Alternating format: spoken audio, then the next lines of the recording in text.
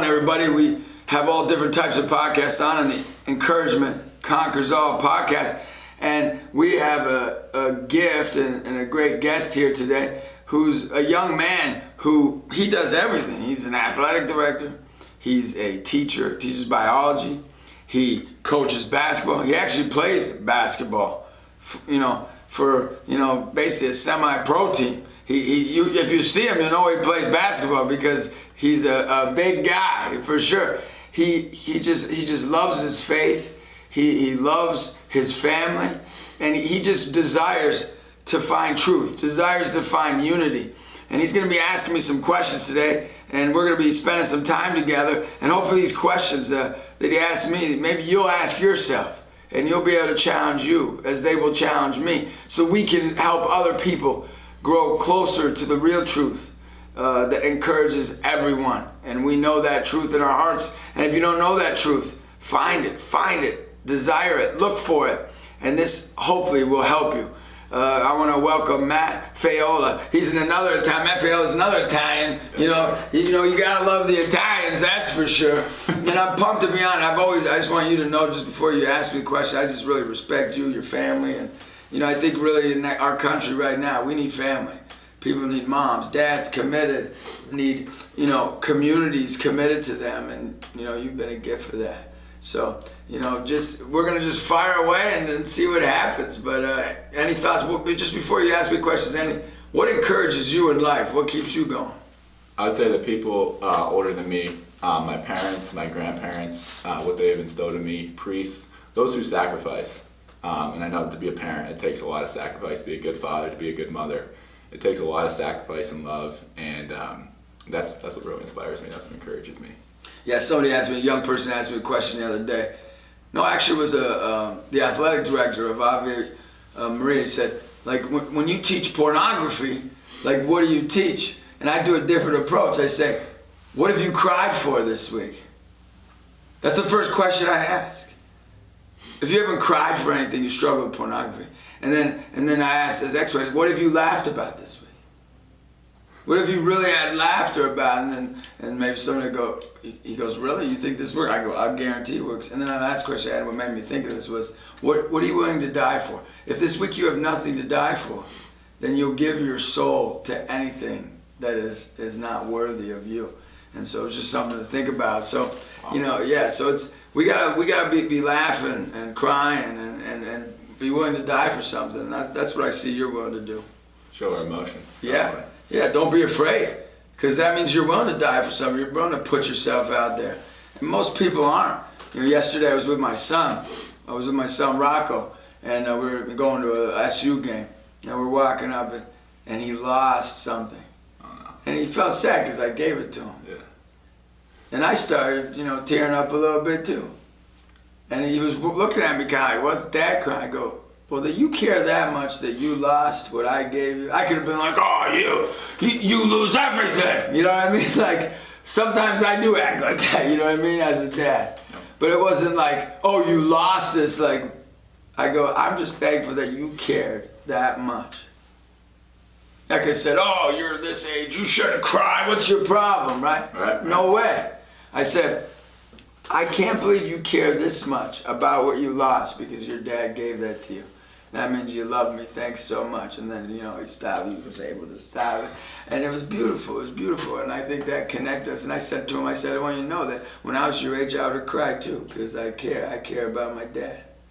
So that's just some thoughts. Powerful. Yeah. No, it's just some thoughts. And so what can I help you with? What are some things, the questions you have? That I know you and I, when we hang out, you'll ask questions or whatever. And I think a lot of young adults are asking questions right now. Yeah, definitely. Just from the position I'm in my life right now, I'm dealing with a lot of kids, and I know you deal with a lot of kids as well with your movement. And how many kids you're working with in that school? There's right under 70, wow. 68, 69. Every day, challenges, all different types. Yeah, all different ages too. It's an interesting experience, especially at your age. Because how old are you? 26. 26, yes, you're a young guy working with the young people. Yeah. So I have a few questions on here. Yeah, sure. Let's pull up my topics real quick. Yeah, for sure. This one's really on despair and suffering. Yeah. So how to reach kids who have pretty much given up have like stopped trying. Maybe they have issues going on at home, behind the scenes. How do you encourage them to keep pushing? How do you enlighten a positive attitude in them? One thing that I was like brought to mind was the story of Job in the Bible. God took everything from him. Yeah. And his response to that was to increase his devotion to God even further. He relied on God as like a crutch through those times, and he never once slandered God's name through it all. But he was put through some tremendous suffering. Yeah, Job had an eternal perspective, though. And I think that's the challenge in our youth culture right now. They don't have an eternal perspective. They have an internal perspective. So I think the first thing is, how can you get a kid to go from an internal perspective? It's about me. It's about what I'm feeling. It's about what I'm thinking. It's about what's going on for me. And get them to understand this is an eternal, we need an eternal perspective that life is greater than you. Life is greater than you. Life is greater than you. Life is beyond you. Life is more than you. It's more beautiful than you. And you're like, well, how do you, I'm the guy who says everybody's amazing and you got to know you're amazing. Well, my big thing with young people is you have to be willing as a leader to go to the depths of your internal garbage, your internal journey. See, that's why people, even secular atheists, will say Jesus is the answer, as many people I say on this podcast. Like, they'll say that because very few people have been willing to do that, and that's what he did. He was able to go internal, this is my struggle, and I'm going to give this to the world. So I think adults need to give their internal. Now, if an adult hasn't dealt with their garbage and there's still disaster, that's not going to help some kid. Right. But if you have dealt with despair, have you ever dealt with despair? No. No? Have you ever dealt with, discouragement? Definitely. Yeah, so what's one of the most discouraging things you've dealt with in your life, would you say? One thing that's like, this has been a challenge for me. Honestly, I wanted to be a dentist growing up. Okay. Yeah. And I struggled a lot with like the studying aspect, for like the DAT. Yeah. And it was one of my most vulnerable moments because like it was just like, oh, like everyone's like, oh, you're gonna be a dentist, you're gonna be a dentist, you're gonna be a dentist, and it didn't work out. Yeah. It didn't work out for me. But I prayed about it, but it was very discouraging. I didn't know what direction to go in life. For sure. Well, that's the perfect moment for you to share. So, like, taking that moment and bringing glory, an eternal glory out of that can give a kid, I mean, how many kids are struggling in your school with school? Yeah. And you're meeting them where they're at. Go there, but that didn't, I still have joy. I still have hope. I still have people. How do you do that? You failed, you struggled, you this. Well, guess what? That didn't define me. My eternal commitment defines me. And that's why Job was able to get through that. So the other thing I think is important is that our expectations of them to know how beautiful and gifted and not have all the gifts, that we don't lower the bar. You know what I mean? Like, when kids don't see that, when young people see that we're not going to lower the bar for them, all of a sudden they're like, wait, this guy really believes in me. So yes, but first you have to be willing to go to that place that you're not perfect. Yeah, that's yeah. You gotta show the vulnerability. Then you show that vulnerability. Then you go, you can go here.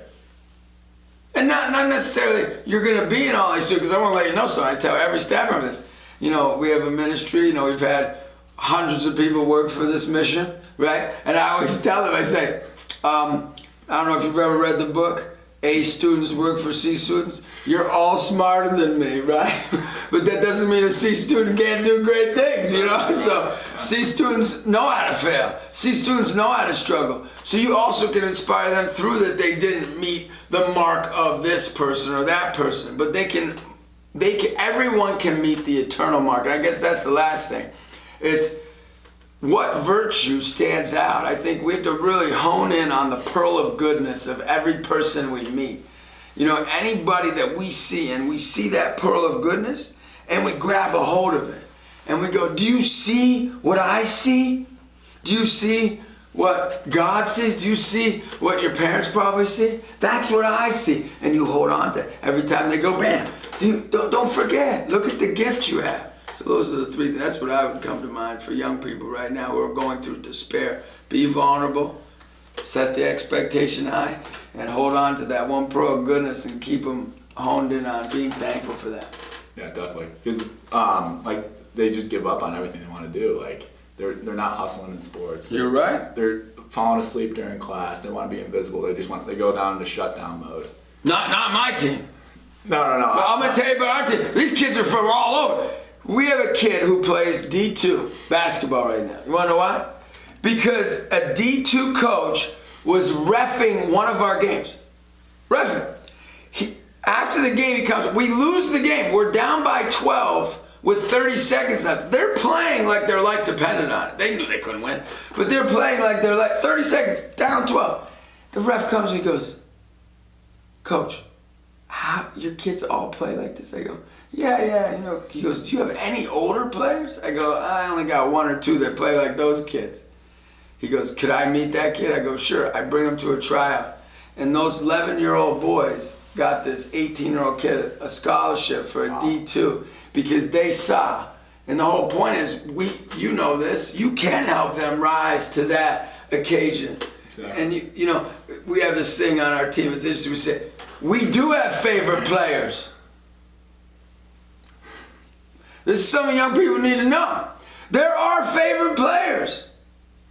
It doesn't mean that we love people less or we respect people any less or more. But my favorite players are people that are going to follow their shot. My favorite players are people that are going to box. My favorite players are people that are going to work hard. My favorite players are people. That doesn't mean I show favoritism in how I treat them in their dignity and respect for their humanity. But guess what? And I think that's what we've lost in our culture.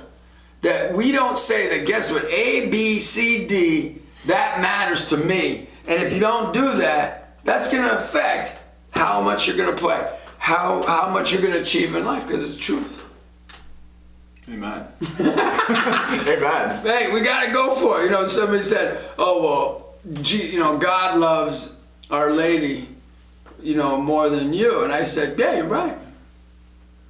And the person's like, "What?"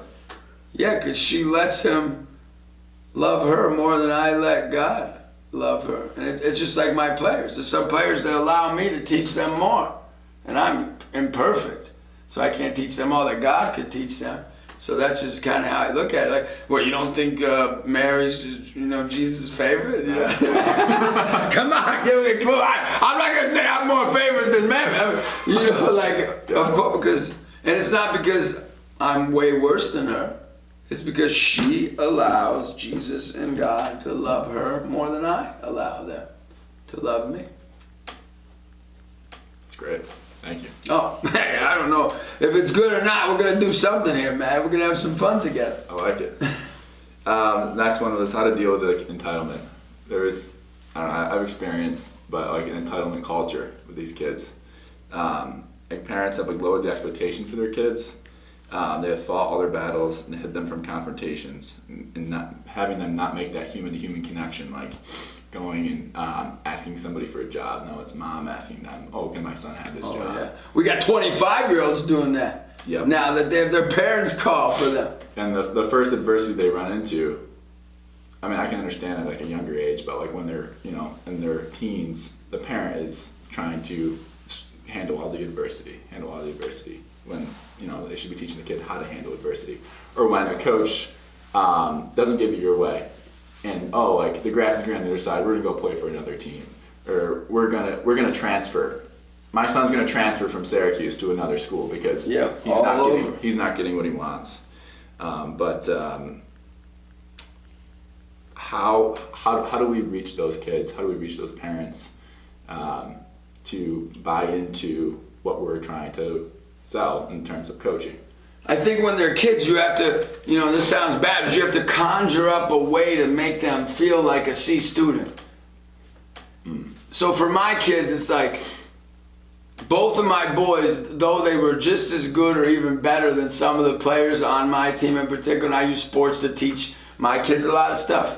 My own personal kids, like, they would travel all over the country, to Chicago, to New York, to to Buffalo, like hours away. And we'd be spending, hundreds and hundreds and thousands of dollars on this. And they would play 2 minutes a game. Wow. And even if they were a little bit better than a couple other guys, I said, look, you have to show me that you're guaranteed to be better than that. And what that did was that made them see the whole picture. And I think we have to, it doesn't have to be in that way, but you have to create experiences to take them to places. That's why I love when parents take them to do these adventure courses or these, even some parents will have them do a marathon and the kid's not even ready for it. Right. And they're walking with their kid for 10 of the mile. You know what I mean? That's okay. It's okay. It's okay. Okay, you can't make it. I'll walk with you for 10 miles. But guess what? You just learned that you're not going to make it in everything. And I think when kids learn that when they're young, then they become loyal. My sons especially and my daughter I hope I can teach them to be loyal and committed and dedicated people, because that is worth more than anything. And you learn that by sitting the bench. You learn that by walking before you run. You learn that by crawling, then walking, then running. And I think we need to, and I don't know what other situations we could put our kids or other kids through where they don't think that they're the best no matter what. They felt that they're not the best. They know they're not the best. And putting them in situations where they're not going to be the best. That's why when everybody tries to, field their teams and they, grab these kids and they're like triple the size than our boys, those are my favorite teams to play. My favorite teams aren't the size, when we're playing in a tournament that we're all matched up or even we're bigger. That's okay. My favorite, I can't wait till the team comes and they're double our size. Because what that does is that teaches them, look, they're better than you. But that doesn't mean you can't work harder than them. So how do we, I don't know if that makes sense, but no, definitely. Entitlement comes when we strive to make everything perfect. So there's something called, is happy, so the question I have for you, to help me with, is happiness the goal in life? Is that our goal in life? Because that's not my goal, because I don't know anybody. I've not had one happy day. I'm saying from morning till night. I mean, maybe the rest of the world has. But what, you see someone get run over by a car, all of a sudden you read somebody killed themselves, all of a sudden you're happy? Are you serious? Yeah. I mean, what, there's not one day where I don't go to an assembly and I don't have 10 kids coming to me saying I don't have a dad. Right. You know what I mean? Oh, happy day for me. I think we've made our goal for our kids and people to be happy. That's not our goal.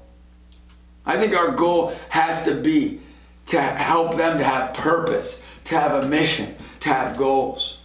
And happy or not happy, achievement or failure. So that's how we break it. Your goal, you guys as a parent say today, your goal isn't to make your kids happy, because that's a stupid goal from my perspective. That's just a dumb goal. That's a great answer. Yeah, because it ain't happening. Yeah. A goal has to be, a smart goal has to be realistic. And it's not realistic to make your kids happy. When my kids go, well, this isn't fair. Yeah, life's not fair. Or they say, oh, my kids they always say to me, well, that was hard. Yeah, get used to it. Get used to it, because you think it was easy. For me? Well, if you want it to be easy, you're living the wrong life. I like that.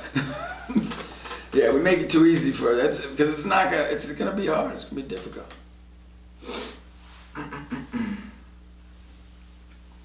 So this is kind of like a segue, but turning it into service. Yeah. Not what you can do for me, but it's what I can do for you. So how do we turn that entitlement into service? Becoming a man is learning to put the needs of others above ours, as Christ did by dying for us, as St. Joseph did by protecting the Holy Family. Yes, we have a saying at our, on our bench. It was on a video on Instagram earlier this year. It says, "The more you give, the more you get." Right? Yeah. It's a mantra we have on our team on the Bachelor. The more you give, the more you'll get. And I think kids start seeing it's true. Yeah. For basketball, when you set 5 screens, right? oh, I'm wide open right now. You know what I mean? Like, Wide open. Because I said to you, wow, the coach is right. If I give, I'm going to get. And it works, I think, the way it works, you know.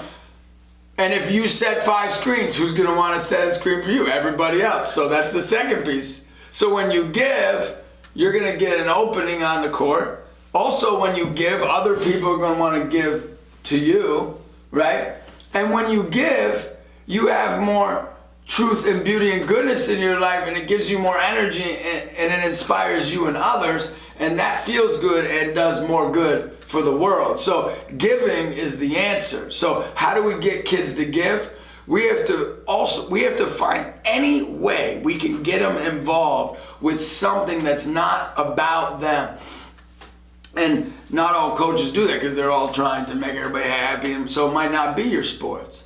But some, you know, it's finding ways to get them out of themselves to learn that the more we give, the more we get. The more we serve, the more we gain.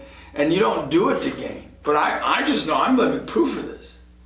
Like, I've given my life to the service of young people, and whether in sports, whether in speaking, whether in writing books, whether in anything, and it's all come back 100-fold. And people are like, how does he do this?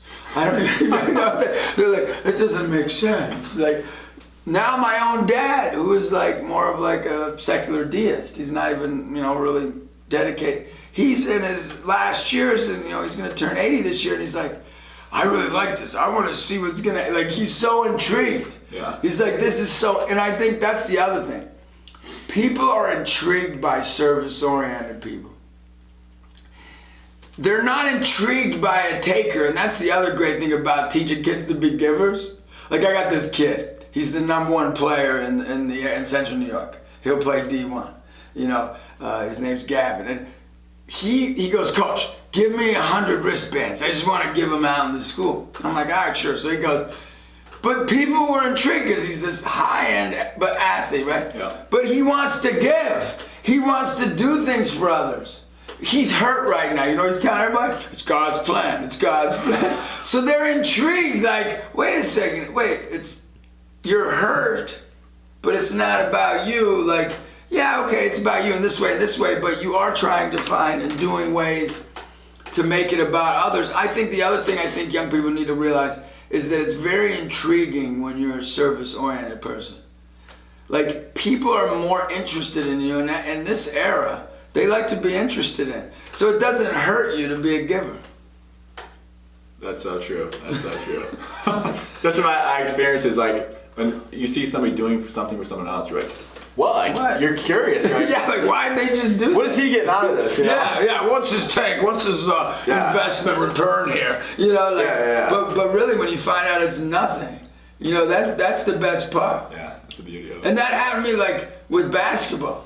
Like, I basically, during, like, that 2 years off, that crazy time, there were no events. The ministry wasn't moving forward, barely any. I only had 20% of events that day. So I just started helping kids.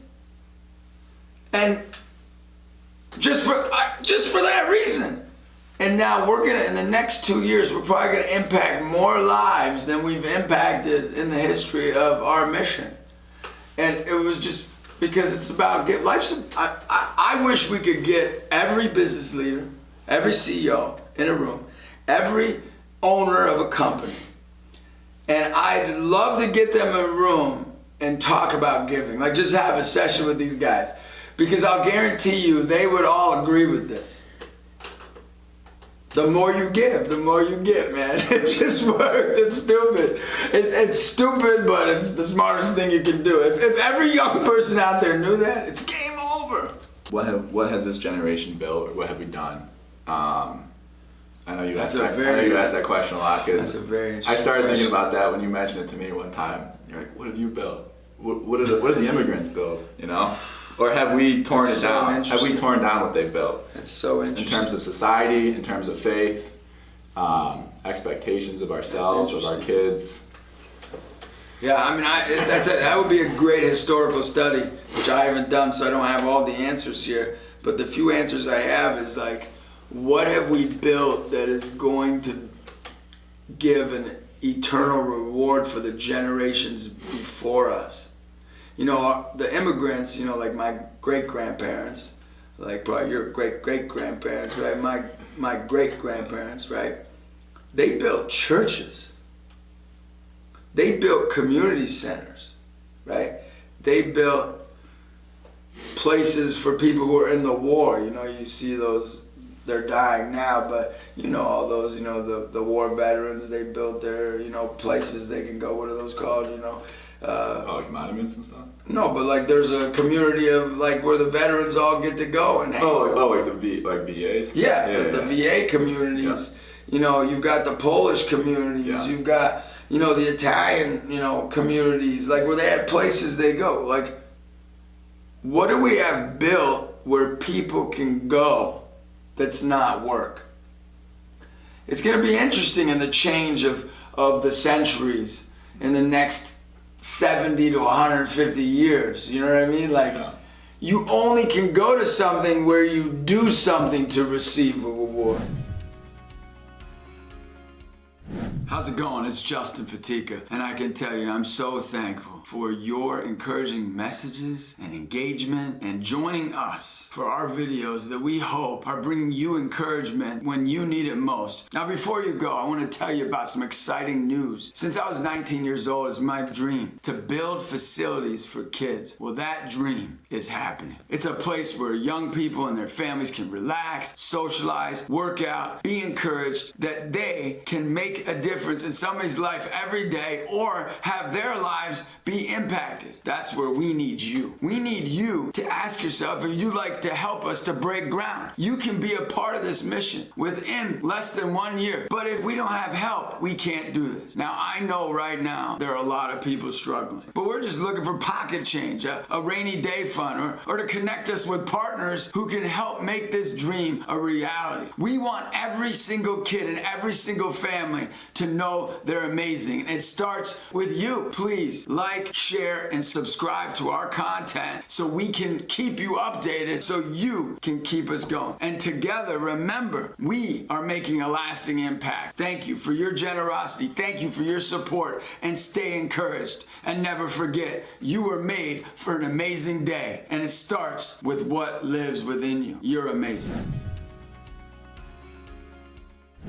It's interesting, right? Because the churches are closing in America, right? But not in Africa or India. They're growing because they know giving is getting, right? Because India and Africa are like, we don't have anything, so we better give, right? And now, and if anybody looks at their economy, by percentages, if you study, economics, they're growing far more than we are, especially India in particular, who has, so many people.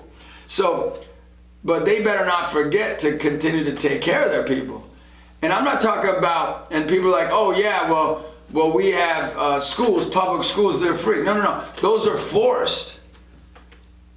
There's a difference between forced giving and freely giving. Big difference. Because what freely giving does is builds relationship that continues. So when I freely give to you, it's like, hey, I'm giving to you. Hey, let's spend time together. When I say, hey, I gave to you, you have to spend time with me, it's a different story, right? Freely giving builds relationships. Forced giving divides relationships. And that's what the public school system is. It's a forced relationship. Yeah. You're not like saying, hey, I'm committed to these people because I identify with them and I want to spend time with them. When they gave for the VAs to be built, it's like, no, I'm committed to them because they were committed to our country and I freely gave and they freely gave, so we're bonded. Wow, yeah, that's a great relationship you pointed out there. Church is the same thing. Yeah. Whether you believe in God or not, people are building these places because they're freely doing that. A family, the most important freely giving place. Right. How many times well, you'll be out to dinner, it's funny, right? It's not funny, it's actually bad. I don't talk this. People ask me, why do you say you're gonna have 10, 20 kids?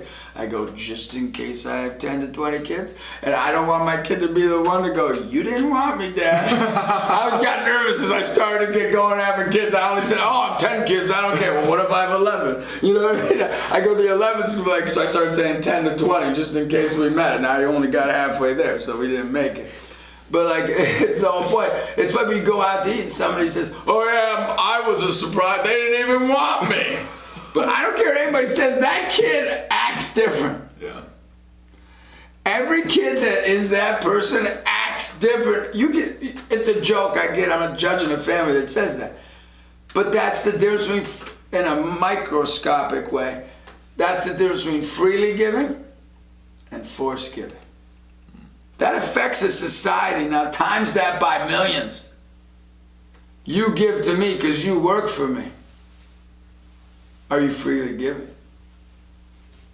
You gotta ask ourselves. So what we have to do is, in our country right now, is we have to train. And that's why I love like kids that give up time to serve, different places, wherever it is, whether it's overseas, whether it's in America.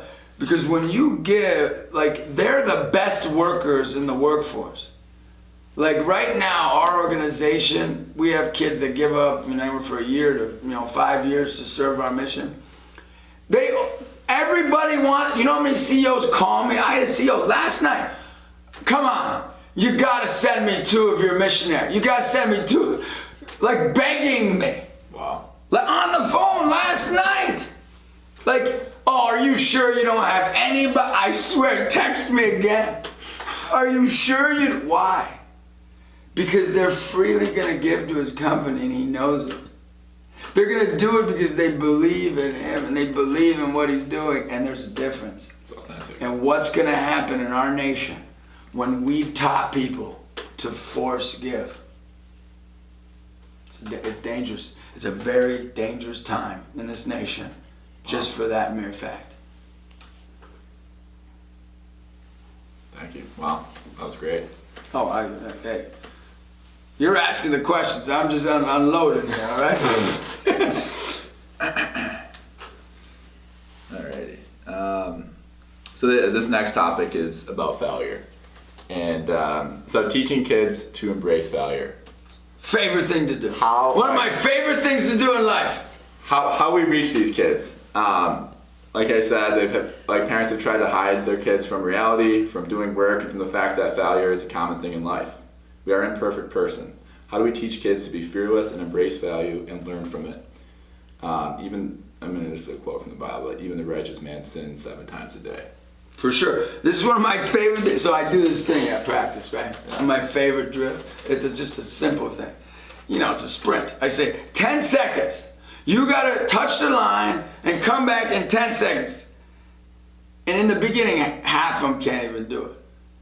And I say, we're gonna do this until you can't do it anymore, right? And so we'll keep going. I'm gonna keep going until you do this. And then I'll stop and say, look, you guys can't do this. You're gonna have to do, 2 suicides to close us out. And we'll do that for months. Well, I'll get to the point after a couple months, and now everybody can do it but like one guy, right? And I'll go, and the guy's usually bigger, so it could make him feel horrible, right? But no way. And so one day, this was like 3 months ago, 2 months into doing sprints, I go, 10 seconds, here we go, get on the line. You didn't get it, again. Now the one kid's the only kid not getting back. Gentlemen, and these are 12-year-olds. So it's not like it's 17-year-olds, you know what I mean? So like the parents are watching this, who knows what could happen to me in this culture, right? But you always with a kid, it's the Socratic method. And people don't understand this. The Socratic method works. Because if you take a chance, if kids or society sees, you take a chance for the betterment of civilization in spite of the already formed critique of the utopian society, the civilians will follow you. That's how Socrates did it. He would always step over the line for the civilians with the mockery of the utopia looking down upon him. So I go, gentlemen, we will do another sprint. And why will we do another sprint? Because you know what your schools, and I'm going to be honest, your schools and a lot of people, even some of the parents maybe, they're mad. They're mad at coach right now. They're upset. He's going to make them do this again. But I'm going to blow the whistle again. And why am I going to, should I just give it to you? Should I just give you the 10 seconds? Somebody tell me why you're gonna run again? And the kid would pull up his hand and go, yes! And it was the kid who didn't make it. Why are you gonna run again, Sahari? Because, coach, you're not gonna lower the bar because you believe we're amazing. Yes. Wow. And then they sprint again. But the whole point is, they don't see that their identity to me is less because they failed or succeeded. They see their identity as greater in spite of their failure or success because I still believe in them. And that's the first step of teaching your kid to succeed. You have to make sure that your kid and the people, your young people you're working with, that they see that their identity. I'll give you one more example. So we came back from a tournament this weekend. I won a bunch of trophies as the coach. You go back, got the big trophy there. And I'm in a car, my son, I'm taking one of, the other players, taking them, our family's taking them home to drop them off. And I'm walking out from the game, from the tournament we just won. And I go to this kid, I go, hey, I just want you to know, I want you to have this trophy.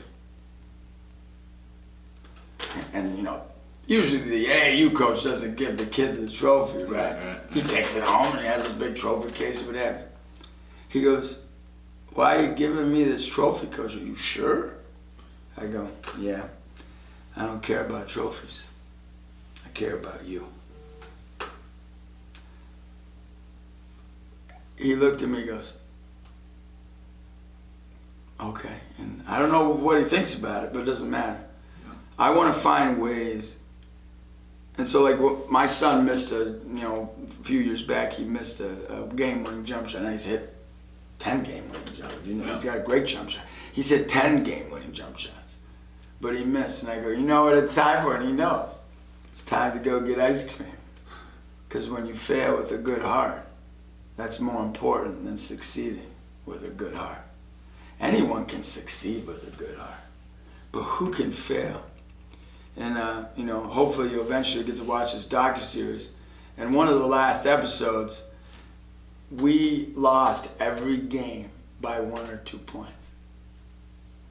But it probably was one of the most beautiful tournaments we played in. Because we bonded more. We loved more. We cared more than we ever did. And it was because we gave it our all. And whether we won or lost, what matters was we had each other. And I guess, is it better to treat your kid's failure as a gift and have a relationship with them and a deeper relationship? Or treat their kid's failure like it's something odd or abnormal? I think we gotta normalize failure. I think that's gotta be the goal. I agree with that. I mean, we're so imperfect. I don't know why people try to hide their failures. I mean, yeah, some failures, but like kids, you deal with kids. Kids are smart. They can see right through fake people. For sure. They can see right through them. Right through them. And what I've learned is from, I don't know, other people told me this, spiritual directors. From a lot from what you have said, but you got to reach them at your own vulnerabilities. It's true. It's true, man. I mean, it's unbelievable. I thought, I've gotten older, of course. I've been doing this 25 years. I thought I'd get older and have less of an impact. I tell my wife, I go back from these trips, I'm having more of an impact in these years, impacting young people, than I had when I was a kid, doing this. I started this when I was 19. So, and people are like, well, I'm old, I can't. But are you crazy? Nowadays, kids don't even have grandfathers. Because we're moving into a new generation where the family's been executed, right? Yeah. So we're moving in, it's going to get even more. 50% of the country aren't going to have grandparents pretty soon.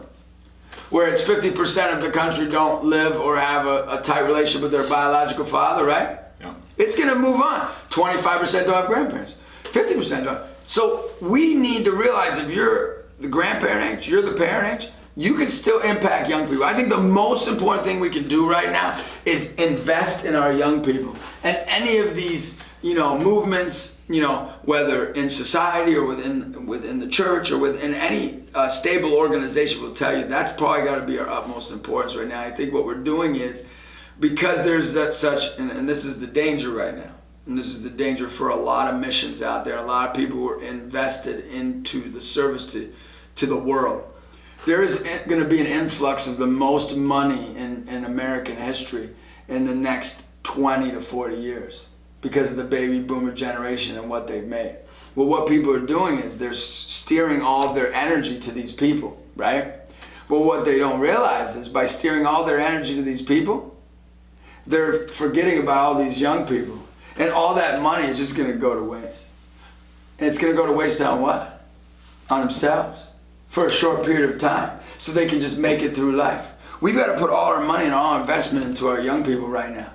All of our money and all our investment, but that once that baby boomer generation money goes away, it's going to be like the Roman Empire. It will be the last generation that has that, because India, Africa, all these other countries, China, all the other, even the enemies, right? So we have to really be very smart in how we handle this in Western society. What are we putting our energy to? We better be putting all our energy into it. That it's taken me 25 years to even get people interested in building a gym for kids is a sad day in America. It's not like I haven't told thousands and thousands of people this. And whether it happens or not, it's not on me. It's on the big dog upstairs and other people out there. But the bottom line is, we got to put an investment into our young people, and you see that. Yeah. I mean, they're our future. So I had a question. Why do you love coaching? What's great about sports? What's great about coaching sports? I know coaching can teach so many valuable lessons about the value of opportunity, adversity, hope, failure, chasing perfection, family, brotherhood.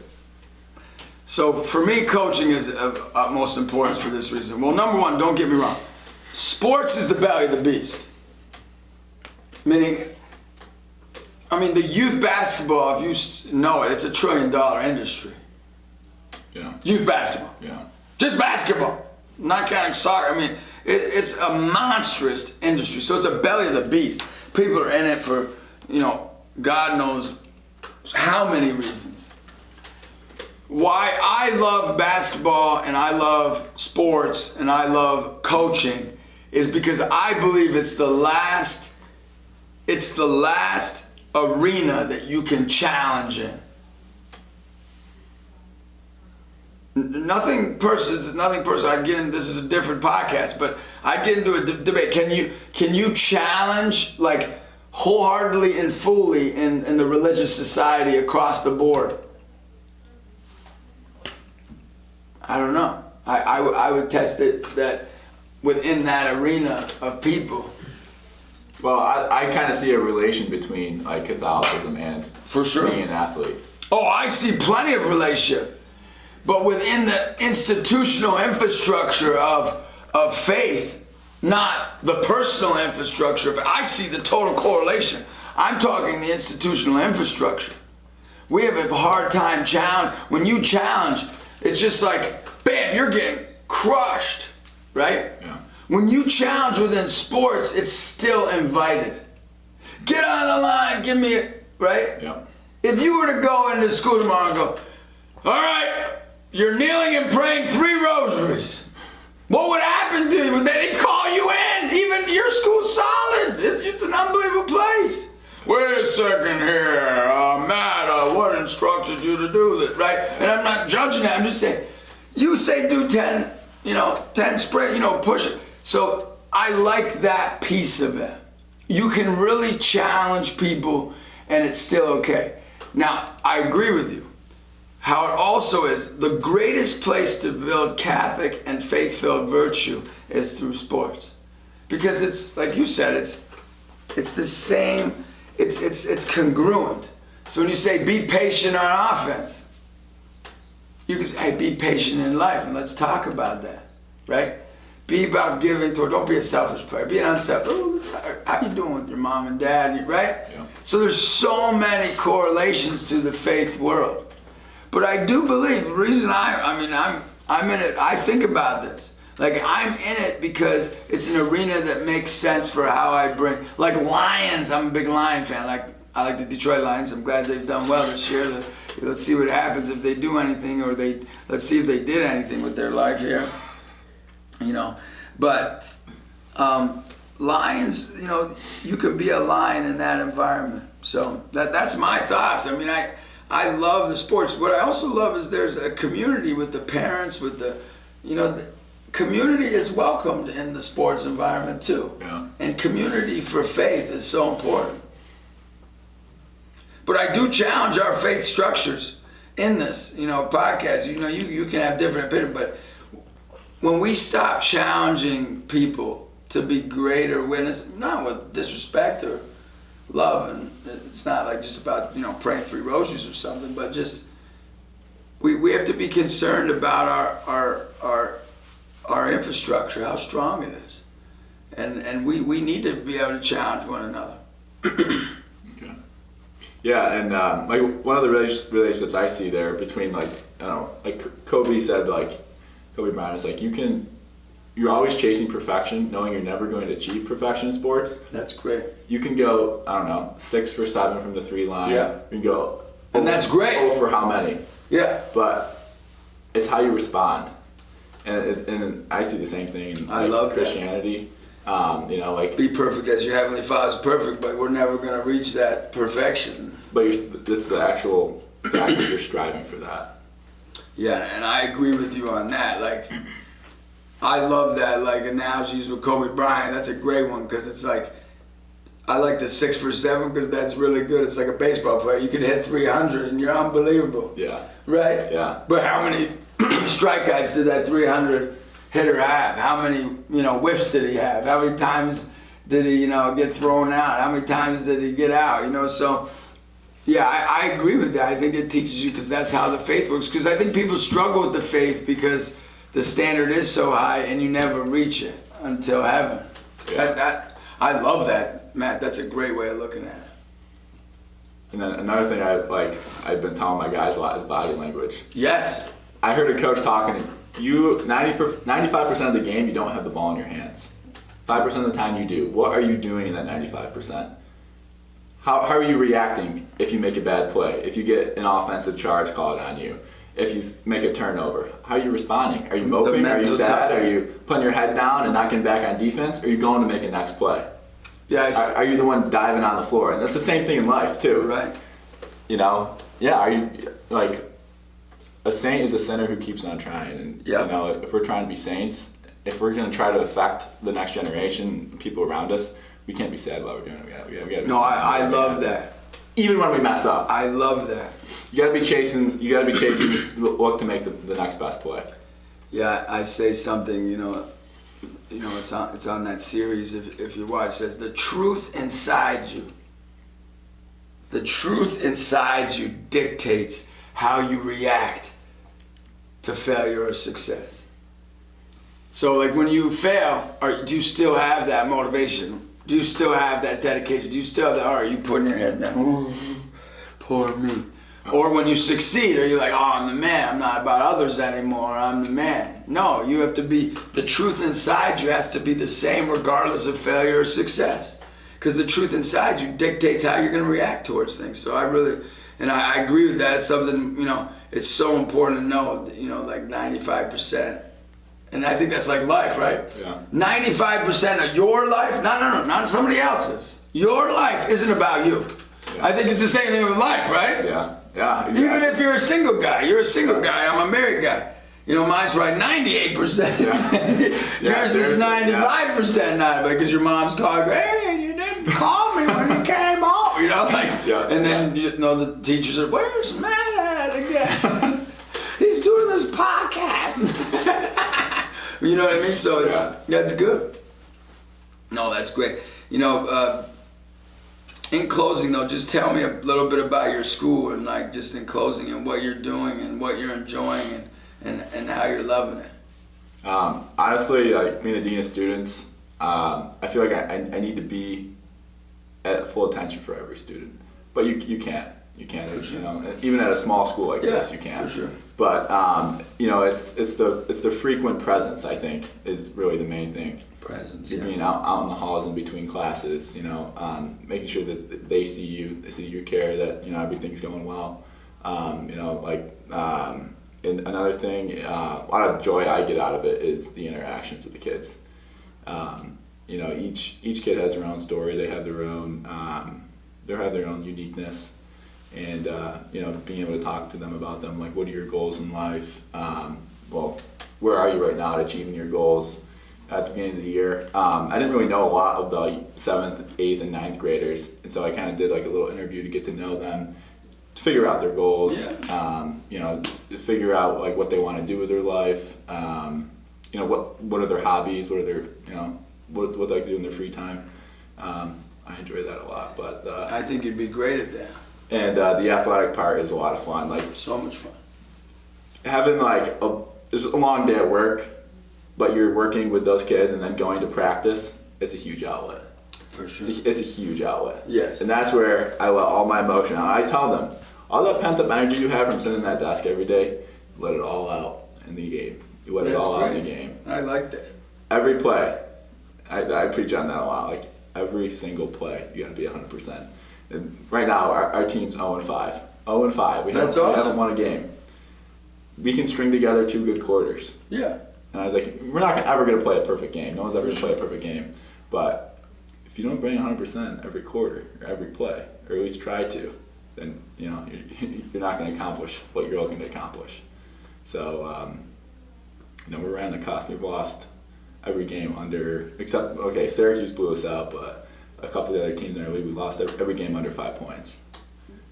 You're getting there. You're on the verge. Yeah. You're on the verge. We're right on the doorstep. Well, God knows I couldn't have your job, because I think I'm too prideful, probably. You're more humble than I am. So I'd be like, what is going on here?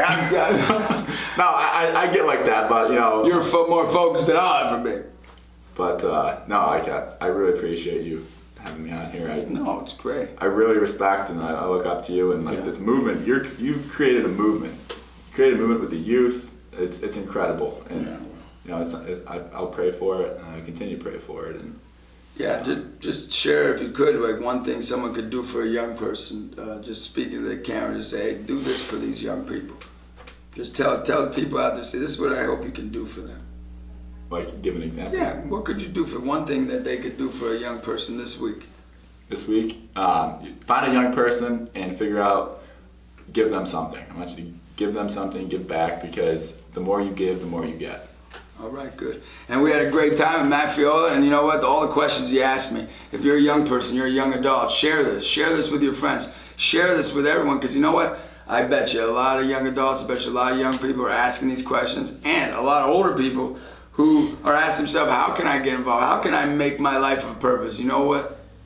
Make your life a purpose by helping young people change the world. It's one of the greatest things you can do in life. The way you can encourage the world is encourage young people. That's what we're talking about today with Matthew Faiola, and we hope to see you again. If you don't subscribe to my YouTube channel, Justin Fatica, subscribe. All right, subscribe. Check out on Instagram. I have a word for the day every day. Sometimes I'm a little lax. I miss some days here and there, but I'll tell you what, get on there, and that word can speak truth to you. Whether the word is fluffy or the word is powerful, it's a word for you. Have a great day, and thanks so much for listening in. Thanks for tuning in to today's episode of the Encouragement Conquers All podcast with Justin Fatica. Subscribe, hit the notification bell, and share this episode with someone who needs a little encouragement. For more uplifting content, follow us on our social media pages. See you in the next episode.